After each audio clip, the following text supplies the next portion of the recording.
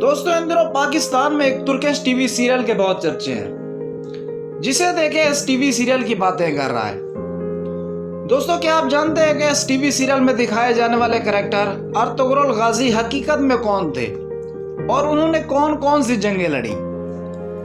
ایسے بہت سے حقائق جن سے آپ لا علم ہیں، آج کی ویڈیو میں ہم آپ کو بتائیں گے۔ ویڈیو شروع کرنے سے پہلے آپ سے درخواست ہے کہ اگر آپ ہمارے چینل پر نئے ہیں تو چینل کو ضرور سبسکرائب کریں اور بیل آئیکن کو بھی پریس کریں تاکہ ہر نئی آنے والی ویڈیو کی اپڈیٹ آپ کو مل سکے۔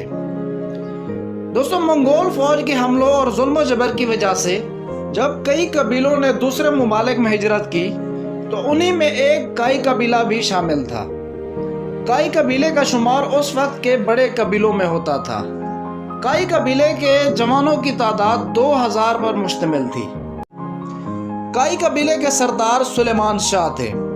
کائی قبیلہ اپنے سردار کی سربراہی میں خراسان کو چھوڑ کر ہجرت کی غرض سے شام کی جانب رواں دواں تھا کہ اچانک دریائے فرات عبور کرتے ہوئے سردار سلیمان شاہ ڈوب گئے اور ان کی موت واقع ہو گئی۔ بعض ذرائع کے مطابق ان کی موت دریا میں غسل کی غرض سے جانے کی وجہ سے ہوئی، لیکن ان دونوں میں حقیقت کون سی ہے اس پر اختلاف پایا جاتا ہے۔ سلیمان شاہ کے 4 فرزند تھے، جن میں سنگر تاگن، گندو گدو، ارطغرل اور دندار شامل ہیں۔ سلیمان شاہ کی وفات کے بعد ان کے 2 بیٹے سنگر تاگن اور گند گدو اپنے خاندان کے ہمراہ ٹہلت چلے گئے۔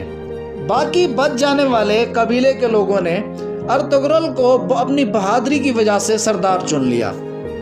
ارطغرل اس کے بعد اپنے بھائی دندار کے ہمراہ سلجوقی سلطنت کی طرف بڑھے۔ سلجوقی سلطنت پر اس وقت سلطان علاء الدین کیقوباد کی حکومت تھی۔ ان کا عدل و انصاف سلجوقی سلطنت میں خاصا مشہور تھا۔ کونیا کی طرف ہجرت کرتے ہوئے ارطغرل کی نظر انقرہ کے قریب ایک میدان جنگ پر پڑی، جس میں 2 گروہ جنگ میں مشغول تھے۔ ارطغرل نے دیکھا کہ ایک لشکر انتہائی کمزور ہے اور دوسرا اس پر حاوی ہے، تو انہوں نے اپنے قبیلے کے ہمراہ کمزور لشکر کا ساتھ دینے کے لیے آگے بڑھے اور میدان جنگ فتح کیا۔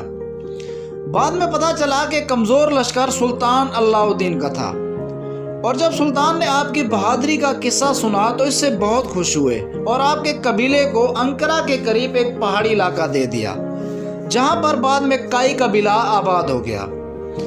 چند سالوں بعد ارطغرل کی بہادری کی وجہ سے ان کو سوغوت شہر کا علاقہ بھی دے دیا۔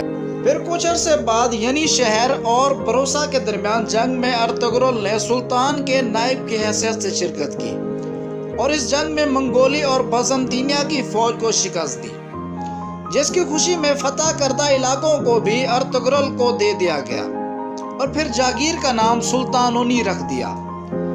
سلطان کی جانب سے ارطغرل کو پھر اپنے ہر نئے دستے کے لیے سپہ سالار منتخب کر لیا گیا۔ سلطانونی کے علاقوں میں انتہائی زرخیز علاقے بھی شامل تھے۔ جب سلجوقی سلطنت کا زوال شروع ہوا تو ارطغرل اس پر کافی پریشان تھے۔ ان کی خواہش تھی کہ ایک عظیم الشان اسلامی سلطنت قائم ہو۔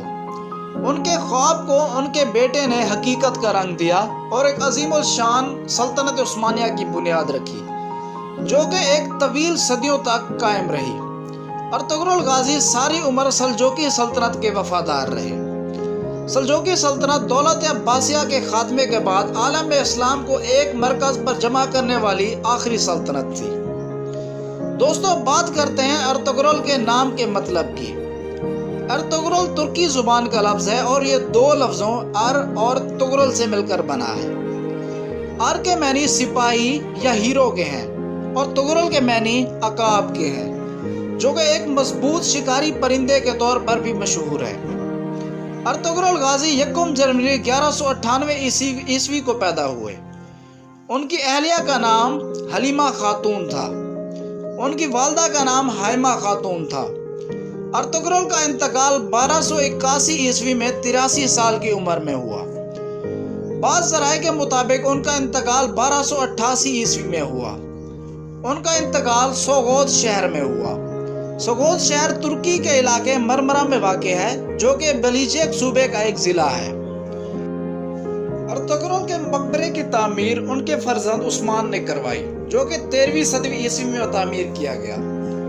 بعض ذرائع کے مطابق ارطغرل کے خاندان کو بیگ بھی کہا جاتا ہے، جس کے معنی سردار کے ہیں۔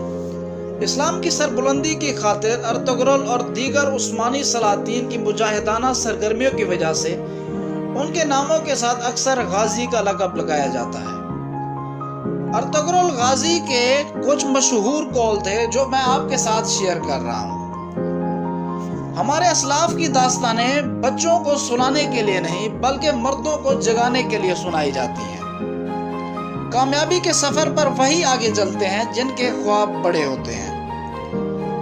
جس کا کوئی خواب نہیں اس کا کوئی مستقبل نہیں۔ دوستو، یہ تھی ہماری آج کی ویڈیو۔ امید ہے کہ آپ کو ہماری ویڈیو پسند آئی ہوگی۔ مزید اس طرح کی ویڈیوز آگے دیکھنے کے لیے ہمارے چینل کو سبسکرائب کریں اور بیل آئیکن کو بھی پریس کریں تاکہ ہر نئی آنے والی ویڈیو کی اپڈیٹ آپ کو مل سکے۔ دوستو، ملتے ہیں بہت جلد ایک نئی ویڈیو کے ساتھ۔ تب تک کے لیے اللہ حافظ۔